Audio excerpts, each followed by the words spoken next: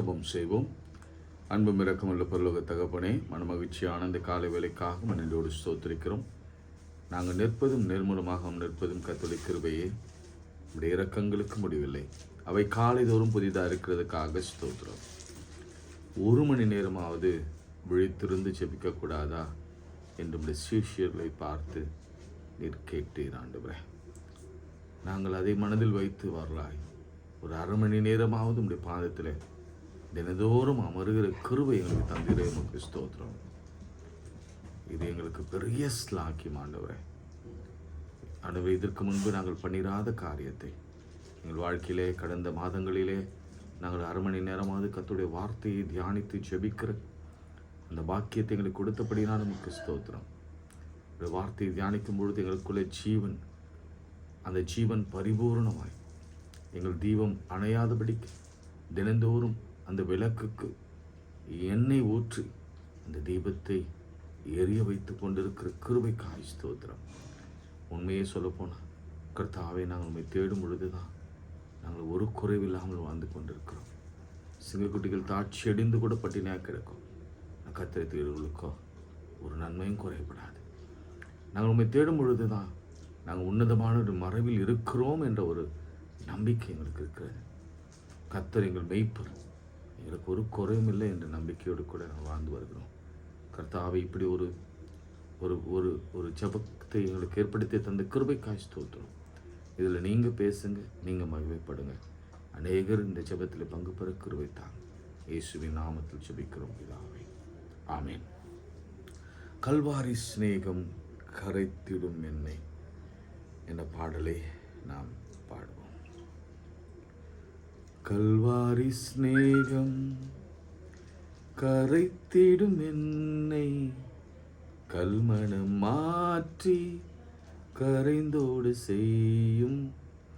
கல்வாரி சிநேகம் கரைத்திடும் என்னை கல்மணம் மாற்றி கரைந்தோடு செய்யும். கல்வாரி சிநேகம் காலங்கள் தோறும் காவலில் உள்ளோர் காணட்டும் உம்மை களிப்போடு இன்னும். காலங்கள் தோறும் காவலில் உள்ளோர் காணட்டும் உம்மை களிப்போடு இன்னும். குருசதின் ரத்தம் குரல் கொடுக்கட்டும். குருசதின் ரத்தம் குரல் கொடுக்கட்டும். கும்பிடுவோரை குணமாக்கும் வேதம். கும்பிடுவோரை குணமாக்கும் வேதம். கல்வாரி சிநேகம் கரைத்திடும் என்னை கல்மணம் மாற்றி கரைந்தோடு செய்யும். கல்வாரி சிநேகம் இருண்டதோர் வாழ்வில் இன்னும் வாழ்வோர் இனியாவதுவும் திருமுகம் காண. இருண்டதோர் வாழ்வில் இன்னும் வாழ்வோர் இனியாவதுவும் திருமுகம் காண. நாதாவும் சிநேகம் பெருகட்டும் என்னில். நாதாவும் சிநேகம் பெருகட்டும் என்னில். என்னை காணுவோர் உம்மை காணட்டும். என்னை காணுவோர் உம்மை காணட்டும். கல்வாரி சிநேகம் கரைத்திடும் என்னை கல்மணம் மாற்றி கரைந்தோடு செய்யும். கல்வாரி சிநேகம் அற்பமான வாழ்வு அற்புதமாய் மாற அனைத்தையும் தந்தேன் ஆட்கொள்ளும் தேவா. அற்பமான வாழ்வு அற்புதமாய் வார அனைத்தையும் தந்தேன் ஆட்கொள்ளும் தேவா. நான் சிறுகவும் நீர் பெருகவும், நான் சிறுகவும் நீர் பெருகவும், தீபத்தின் ஜோதியாய் எடுத்தாட்கொள்ளும், தீபத்தின் திரியாய் எடுத்தாட்கொள்ளும். கல்வாரி சிநேகம் கரைத்திடும் என்னை, கல்மணம் மாற்றி கரைந்தோட செய்யும். கல்வாரி சிநேகம் கரைத்திடும் என்னை, கல்மணம் மாற்றி கரைந்தோட செய்யும். கல்வாரி சிநேகம். கைகளை உயர்த்தி ஒரு முறை, அற்பமான வாழ்வு அற்புதமாய் மாற அனைத்தையும் தந்தேன் ஆட்கொள்ளும் தேவா. நம்முடைய வாழ்க்கை அற்புதமாய் மாற்றுகிறார் ஆண்டவர் இருக்கிறார். அவர் பேர் அற்புதர், அவர் அதிசயமானவர், அவர் ஆலோசனை கர்த்தர். அவர் கைகளில் நாம் ஒப்பு கொடுப்போம். இன்னைக்கு ஆண்டவர் நம்மையும் நம்முடைய பிள்ளைகளையும் அற்புதங்களாக அதிசயங்களாக இந்த உலகத்திலே அவர் சாட்சியாய் நிறுத்தப் போகிறார். அல்லேலூயா. எதுவுமே நம்புறீங்க? ஆண்டவரே, எங்களை அற்புதங்களாக எங்களை அதிசயங்களாக இந்த உலகத்திலே சாட்சியாக நிற்க பண்ணுங்க ஆண்டவரே. ஆமாண்டவரே, நாங்கள் பலவீனர் தான், நாங்கள் சுகவீனர் தான், எங்களுக்கு வேதனை மிகுதி தான், கடன் மிகுதி தான், பொருளாதாரத்தில் பெரிய பின்னடைவு தான், திருமணமாகலை தான், குழந்தை பிறக்கலை தான், நிறைய பிரச்சனைகள் மத்தியில் நாங்கள் வாழ்ந்து கொண்டிருக்கிறோம். பிள்ளைகளுக்கு இன்னும் பெரிய பெரிய ப்ராப்ளம்ஸ் இருக்கிறது, செட்டில் ஆகலை, குழப்பத்தில் இருக்கிறோம், மன அழுத்தத்தில் இருக்கிறோம். ஆனால் நீங்கள் அற்புதர் இந்த ஒரு வார்த்தை சொல்லும் பொழுது, இன்னைக்கு நான் சொல்கிறேன் விசுவாசத்தோட, ஒரே ஒரு வார்த்தை நம்மை அதிசயங்களாய் மாற்றுவார், சாட்சிகளாய் நிறுத்துவார், அற்புதங்களாய் மாற்றுவார். நாம் சொல்ல வேண்டியதெல்லாம், நான் சிறுகவும் நீர் பெருகவும், தீபத்தின் திரியாய் என்னை ஆட்கொள்ளும் ஆண்டவரே. இயேசுவின் நாமத்தில் ஜெபிக்கிறோம் நல்ல பிதாவே, ஆமென். பிரியமானவர்களே, நெகேமியாவின் ஃபாஸ்டிங் அண்ட் ப்ரேயர் நம்ம பார்த்து கொண்டிருக்கிறோம். இன்னைக்கு நெகேமியா 2ஆம் அதிகாரம் பக்கம் 604, 2ஆம் அதிகாரம் 2ஆம் வசனம், 2nd chapter 2nd verse. அப்போது ராஜா என்னை பார்த்து, நீ துக்க முகமாய் இருக்கிறது என்ன? உனக்கு வியாதி இல்லையே? இது மனதின் துக்கமே ஒழிய வேறொன்றும் அல்ல என்றார். அப்பொழுது நான் மிகவும் பயந்து, இந்த வார்த்தை தான் இன்றைக்கு ஆண்டவர் நம்மோடு பேச போகிறார்.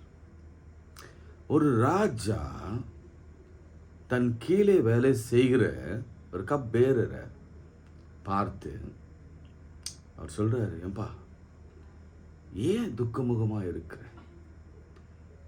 இந்த வார்த்தையை கொண்டுதான் ஆண்டவர் நம்மோடு கூட இந்த காலை வேளையில் அவர் இடைப்பட விரும்புகிறார். நீங்க 1 ராஜாக்கள் 1 சாமுவேல் 1ஆம் அதிகாரத்தை கொஞ்சம் திருப்பிக் கொள்ளுங்களேன். 1ஆம் அதிகாரத்தில் 7ஆம் வசனத்தை நான் வாசிக்கிறேன். அவள் கர்த்தருடைய ஆலயத்திற்கு போகும் சமயத்தில், யாரு? அன்னாள். 2ஆம் வசனத்தின் 2வது பகுதி, பிள்ளைகள் இருந்தார்கள், அன்னாளுக்கோ பிள்ளை இல்லை. சரிங்களா? 7ஆம் வசனம், அவள் கர்த்தருடைய ஆலயத்திற்கு போகும் சமயத்தில் அவன் வருஷந்தோறும் அந்த பிரகாரமாய் செய்வான். இவள் அவளை மனமடிவாக்குவாள். அப்பொழுது அவள் சாப்பிடாமல் அழுது கொண்டே இருப்பாள். எதுக்காக? குழந்தை இல்லை. அது ஒரு பெரிய கவலை.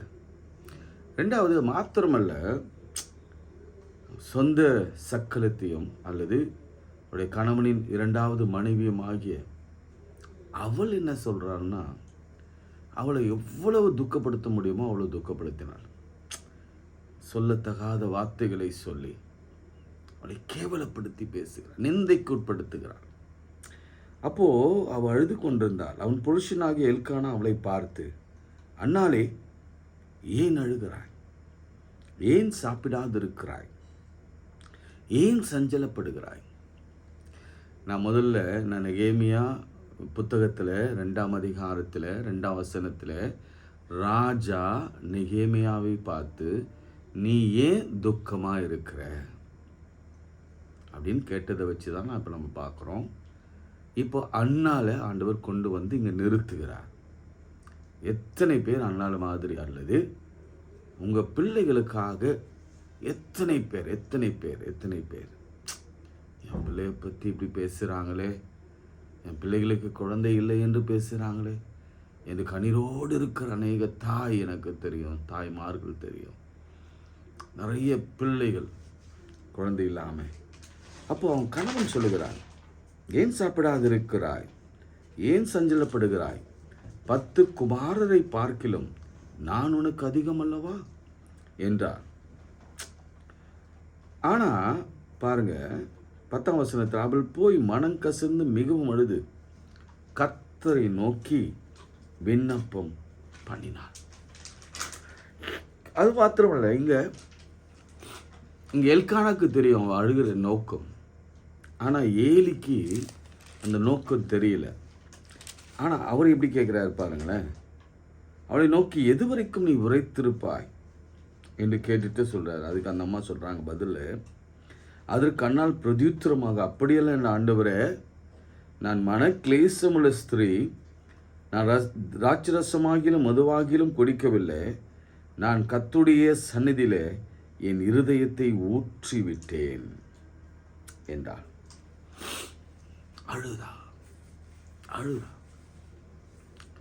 தூரத்திலிருந்து பார்க்கிற ஏலிக்கு வேறு மாதிரி தெரிஞ்சது. ஆனால் உங்களுக்கு தெரியும், ஆண்டவர் ரொம்ப அருகில் நிற்பார். எப்போது சொல்கிறேன், நீங்கள் அழும் பொழுது யாரும் உங்களோட இல்லை, கணவன் இல்லை, அல்லது அப்பா அம்மா இல்லை, அல்லது நண்பர்கள் இல்லை, எனக்கு ஒருவரும் இல்லை என்று நினைக்காதீங்க. உங்களை ஆறுதல் படுத்த, உங்களுக்கு பதில் கொடுக்க ஒருவர் இருக்கிறார். அவர் பெயர் ஆறுதலின் தேவன் என்று சொல்லி அழைக்கப்படுகிறது. Lord God of comfort. Yahweh அப்படின்னாவே, நெகேமியா என்றாலே யாவே கம்ஃபர்ட் என்று அர்த்தமா. கர்த்தர் ஆறுதல் கொடுக்கிறவர் என்று அர்த்தம். இந்த நாளில், இந்த நாட்களில் ஆறுதலற்று அழுது கொண்டு துக்கமுகமாய் மனக்லேசத்தோட வேதனையோட புரோக்கன்னஸோட புரோக்கன் ஹார்ட்டோட மனதெல்லாம் நிலைக்குலைய பண்ணுகிற அளவுக்கு. ஏன்னா அந்த அந்த அந்த செய்தியை கேட்டவொன்னே அப்படியே ஸ்தம்பித்து உட்கார்ந்தான். அவளால் எந்த வேலையும் செய்ய முடியல. அப்படியே நான் பார்க்கிறேன். அதை நேற்று நான் வேறு விதமாக சொன்னேன், இன்றைக்கு சொல்கிறேன். அப்படியே ஸ்தம்பித்து அந்த இடத்துல உட்கார்ந்தான். பித்து பிடித்தவனைப் போல உட்கார்ந்தான். இரண்டாவது ஒரு சம்பவத்தை நான் உங்களுக்கு காண்பிக்கிறேன். இது யாருக்கு பொருந்தும் என்று தெரியாது. ஆவியானவர் யாருக்கு பேச விரும்புகிறாரோ அவளுக்கு பேசுவார். 1 சாமுவேல் 30ஆம் அதிகாரம். நம்ம இதை குறித்து நிறைய பேசியிருக்கிறோம். என்ன நடக்குதுன்னா, சிக்லாகில் அமலேக்கர்கள் வந்து கொள்ளையடித்து எல்லாவற்றையும் அக்னியினாலே சுட்டெரித்து, 2ஆம் வசனம், 1 சாமுவேல் 30 அதிலிருந்த ஸ்திரீகளாகிய சிறியவர்களையும் பெரியவர்களையும் சிறைப்பிடித்து ஒருவரையும் கொன்று போடாமல் அவர்களை பிடித்து கொண்டு தங்கள் வழியே போய்விட்டார்கள். தாவீதும் அவன் மனுஷரும் அந்த பட்டணத்துக்கு வந்தபோது இதோ அது அக்னியினால் சுட்டரிக்கப்பட்டதும் தங்கள் மனைவிகளும் தங்கள் குமாரரும் தங்கள் குமாரத்திகளும் சிறைப்பிடித்து கொண்டு போகப்பட்டார்கள் என்று கண்டார்கள். ஆவியானவர் ரொம்ப தெளிவாக பேசுகிறார். யாரெல்லாம் பிரச்சனை தெரியுமா? இப்போ நெகேமியா ஒரு குடும்ப தலைவன். நேற்று நான் அதான் சொல்ல வந்தேன், நான் அதை மறந்துட்டேன். ஒவ்வொரு குடும்ப தலைவனும் தான் பிள்ளைகளுக்காக, தான் தேசத்திற்காக, தான் இனத்திற்காக அல்லது அலங்கம் இடைக்கப்பட்ட செய்தி கேட்டவனே ஒரு லீடர் அழுதான் பாருங்க, ஒரு ஹெட். அது அந்த மன பாரம் ஒவ்வொரு தகப்பனுக்கு வேண்டும், ஒவ்வொரு தாய்க்கு வேண்டும், ஒவ்வொரு கணவனுக்கு வேண்டும். என்ன நினைக்கிறாங்க, ஃபாஸ்டிங் ப்ரேயர் வெறும் பெண்களுக்கானது தான். ஏன்னா பெண்கள் தான் அவ்வளோ பாதிப்புக்குள் இருக்கிறாங்க என்று நினைக்கிறாங்க. நான் சொல்கிறேன், நீங்கள் அப்படியெல்லாம் தட்டி கடித்து விட முடியாது. இது நிறைய ஆண்களும் பார்க்குறீங்க, நீங்களும் நானும் சரி. நிச்சயமாக நம்முடைய பெண்களுக்காக கவனிங்க. யார் இருக்கா, என்னென்ன ஆட்சி பாருங்கள். மனைவிமார்கள், அவனுடைய குமாரர்கள், அவனுடைய குமாரத்திகள் சிறைப்பிடித்து கொண்டு போகப்பட்டார்கள் என்று தாவீது கண்ட பொழுது, அப்போது தாவீதும் அவனோடு இருந்த ஜனங்கள் அழுகிறதற்கு தங்களுக்கு பெலனில்லாமல் போக மட்டும் சத்தமிட்டு அழுதார்கள். இந்த சீனு அப்படியே ஒரு மாதிரி மரணம் இழப்பு, அந்த சீன் தான். அதன் பிறகு பாருங்க, தனக்குள்ளே தாவீது மிகவும் நெருக்கப்பட்டான். 6ஆம் வசனம், தாவீது மிகவும் நெருக்கப்பட்டான். சகல ஜனங்களும் தங்கள் குமாரத்து நிமித்தம் மனக்லேசமானதினால் அவனை கல்லெறிய வேண்டும் என்று சொல்லிக் கொண்டார்கள். தாவீது தன் தேவனாகிய கர்த்தருக்குள்ளே தன்னை திடப்படுத்தி கொண்டான். என்ன வேதனை பாருங்க, சொந்த ஜனங்களே அவனை கொல்லும்படி கல்லெறியும்படியா. இதுதான் உலகம். பிரியமானவர்களே, ஒரு நெகேமியா விடத்தில் ராஜா கேட்குறான், ஏன்பா துக்கமாக இருக்கிற? உனக்கு உடம்புல ஒன்றும் இல்லை தம்பி, உன் உடம்புல ஒன்றும் இல்லை, இது மனதின் துக்கமே என்று ஒரு ராஜா புரிந்து கொண்டான். இங்கே ஏலியால புரிந்து கொள்ள முடியல. ஆனால் எல்கானாவுக்கு தெரியுது அவன் மனதில் ஏற்பட்டிருக்கிற சஞ்சலம். மாத்திரமல்ல, அங்கே இருந்த தேவாலயத்திலிருந்த என் ஆண்டவருக்கு தெரிந்திருந்தது. ஆண்டவர் அழகா அவருடைய கண்ணீருக்கு ஒரு பதிலை அன்று கொடுத்தார். இங்கே பார்க்கலாம், ராஜா கேட்குறான், நான் போகிறேன், பிடித்து கொள்வேனா என்று கேட்குறான். நீ சகலத்தையும் திருப்பிக் கொள்வாய் என்று சொல்லப்பட்டு அங்கே போய் அவங்க எல்லாரையும் பிடித்து கொள்ளையாடி போன எல்லாவற்றையும் 19ஆம் வசனம், சிறிதிலும் பெரிதிலும் குமாரரிலும் குமாரத்திகளிலும் ஒன்றும் குறைபடாமல் எல்லாவற்றையும் தாவீது திருப்பிக் கொண்டான். ரைட். 3வது ஒருத்தரை காட்டுறேன்.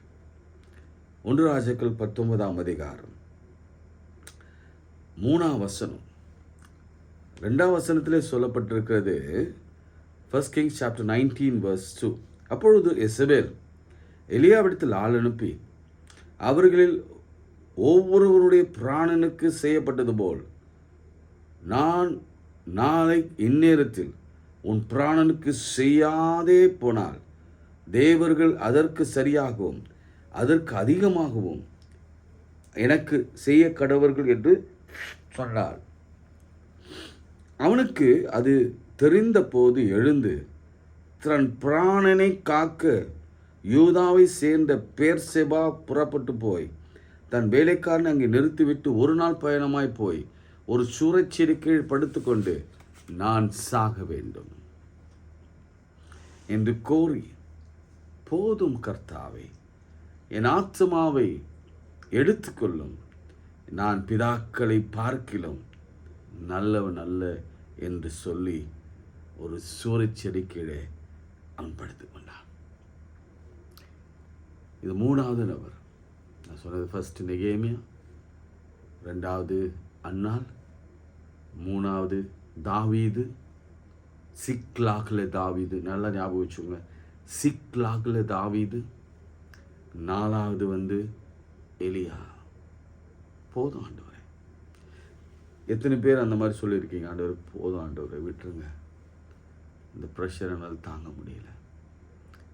எசபேல் என்பது ஒரு பெரிய ராஜாத்தியாக இருக்கலாம், குவீனாக இருக்கலாம். ஆனால் இந்த கான்டெக்ஸ்டில் நான் என்ன சொல்கிறேன்னா, எசபேலை போல நமக்கு ஏற்படுகிற அனுபவங்கள், மரண பயங்கள், மரணத்துக்கும் வாழ்வுக்கும் நடுவில் நடக்கிற போராட்டங்கள், அதில் நம்ம தோற்று போய் என்ன சொல்ல தெரியுமா, போதும் ஆண்டவரே எடுத்துக்கொள்ளுங்க, என் பிதாக்களை பார்க்கிலும் நான் ஒன்றும் நல்லவன் அல்ல. இதுதான் இந்த 4 சம்பவங்களை என் ஆண்டவர் காண்பித்து கொடுத்து எனக்கும் உங்களுக்கும் இதை எடுத்து காண்பிக்கிறார். நீங்கள் நெகேமியாவை போல, நீங்கள் அன்னாளை போல, நீங்கள் தாவீதை போல, நீங்கள் எலியாவை போல நீங்கள் வேதனையோடு கூட இருக்கிறீங்க, துக்கத்தோடு இருக்கிறீங்க, கண்ணீரோடு இருக்கிறீங்க, மனக்லேசத்தோடு இருக்கிறீங்க, கவலையில் இருக்கிறீங்க, கடனில் இருக்கிறீங்க, இழப்பில் இருக்கிறீங்கள, எல்லாத்தையும் திருடி எல்லாவற்றையும் எரித்து போட்ட நிலையில் நாம் இருந்து கொண்டு இருக்கிறோம். எப்படி நெகேமியாவின் காலத்தில் அலங்கம் இடிக்கப்பட்டிருக்கிறதை கண்டு அவன் அழுது துக்கித்து உட்கார்ந்து ஆண்டவரை உபவாசத்தினாலே தேடினானே, அப்படிதான் ஒரு ராஜா விசாரிப்பான் என்று சொன்னால் நம்ம சர்வ வல்லவர் இதை விட எவ்வளோ அழகாக நம்மை விசாரிக்குவார். நம்ம ரோமரில் வாசிக்கிறோம், அவர் நம்மை விசாரிக்கிறவர். அப்படினால் உங்கள் கவலைகள் எல்லாவற்றையும் அவர் மீது வைத்து விடுங்கள். துயரப்படுகிறவர்கள் பாக்கியவான்கள், அவர்கள் ஆறுதல் அடைவார்கள்.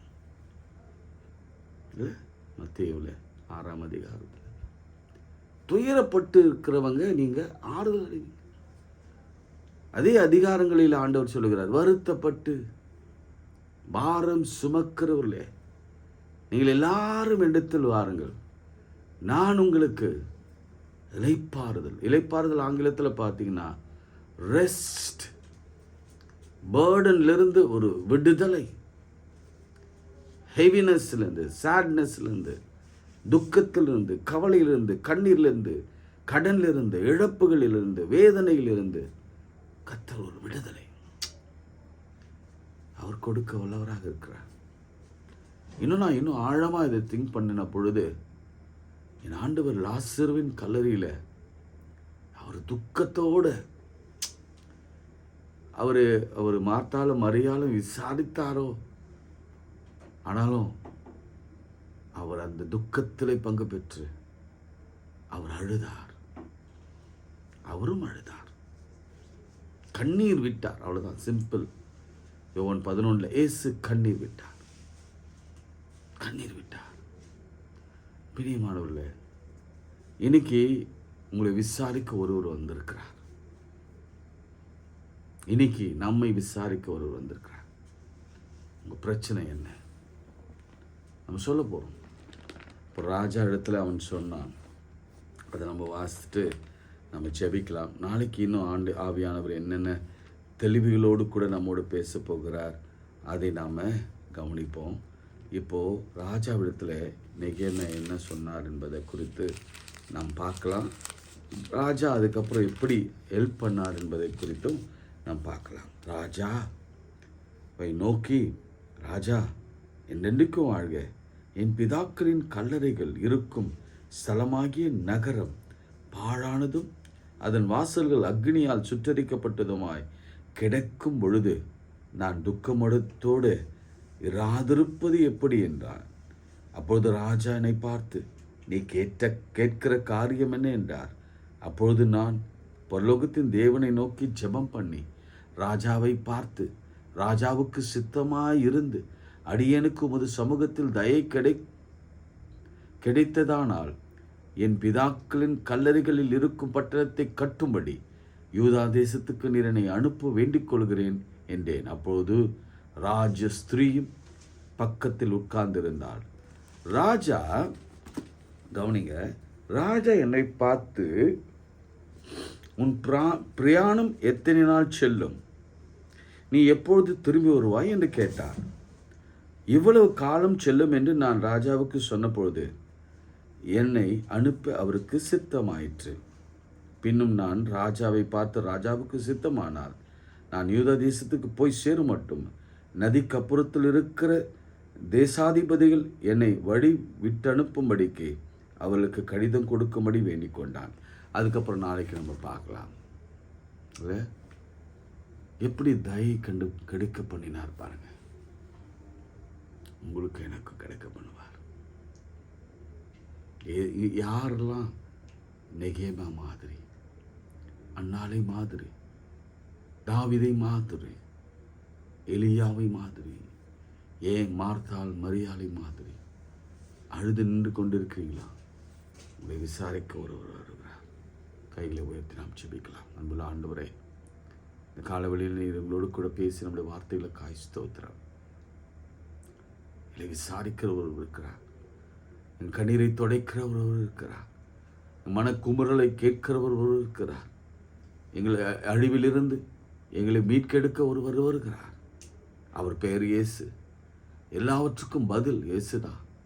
எங்கள் கண்ணீரை கழிப்பாக அன்னாளை ஆசீர்வதித்து ஒரு பிள்ளையை கொடுத்து, சாமுவேலை கொடுத்து, அந்த பிள்ளையும் தீர்க்கதரிசியாய் மாற்றினவர். தாவீது இழந்த எல்லாவற்றையும் திருப்பிக் கொண்டான். ஓ தேங்க்யூ லார்ட். அப்படியே நாங்கள் திருப்பிக் கொள்கிற கிருபை எங்களுக்கு தாங்க, திடப்படுத்திக் கொள்கிற கிருபையை தாங்க. தாவீதுக்கு எலியாவுக்கு ஒரே போஜனத்தின் பலனாக அவனுடைய அந்த ஒரே போஜனத்தின் வழியாக 40 நாள் இரவும் பகலும் போய் அதன் பிறகு அவன் மரணத்தை காணாதபடிக்கு கர்த்தர் அவனை எடுத்துக்கொண்டார். மரணத்தை பற்றி தானே பயப்படுற, இந்த மரணமே நீ பார்க்க மாட்டேன், நான் அவனை அப்படியே சுழல் காட்டு எடுத்துக்கொள்கிறேன் என்று சொல்லி கர்த்தர் மரணத்தை ஜெயமாக விழுங்கினார். அப்படியே கர்த்தர் இந்த வேளையிலும் கூட நெகேமியாவுக்கு பதில் கொடுத்த ஆண்டவர், லாசருவின் கல்லறையிலிருந்து லாசருவே வெளியே வா என்று சொல்லி உரத்த சத்தமாய் கூப்பிட்ட பொழுது மேலே சென்றிருந்த ஆவி கர்த்தருடைய அந்த கட்டளையினால அது திரும்ப வந்து செத்த சடலத்தை, நாற்றெடுத்த சடலத்தில் அதை உள்ளே புகுந்து திரும்பவும் உருப்பெற்றது போல, உயிர் பெற்றது போல, உலர்ந்த எலும்புகள் உயிர் பெற்றது போல கர்த்தர் வாழ்க்கையை உயிர் பெறப்படுங்க. ஆண்டவரே, எல்லா அற்புதங்களையும் செய்யுங்க. அந்த குடும்பத்தில், குழந்தை பாக்கியத்தில், திருமணத்தில், வேலை வாய்ப்பில், கடன் பிரச்சனைகளில், முடிந்த குடும்பங்களில், பேதலித்திருக்கிற பிள்ளைகள் வாழ்க்கையில், வேலையில்லாத பிள்ளைகள் வாழ்க்கையில், மாறுதலுக்காக காத்திருக்கிற மத்தியில், உயர்வுக்காக காத்திருக்கிற மத்தியில், விசாக்காக காத்திருக்கிற மத்தியில் ஒரு அதிசயத்தை செய்வீராக. யாரும் துக்கமுகமாக இருக்கவே கூடாது. இயேசுவின் நாமத்தில் ஜெபிக்கிறோம் நல்ல பிதாவே, ஆமேன். நமது ஆண்டவராக இயேசு கிறிஸ்துவின் கிருபை, பிதாவாகிய தேவனுடைய அன்பு, பரிசுத்தாவின் ஐக்கியம் நம் அனைவரோடு மீண்டும் மீண்டும் சுதாக்கள் நிலைத்திருப்பதாக. ஆமேன். God bless you. God bless you.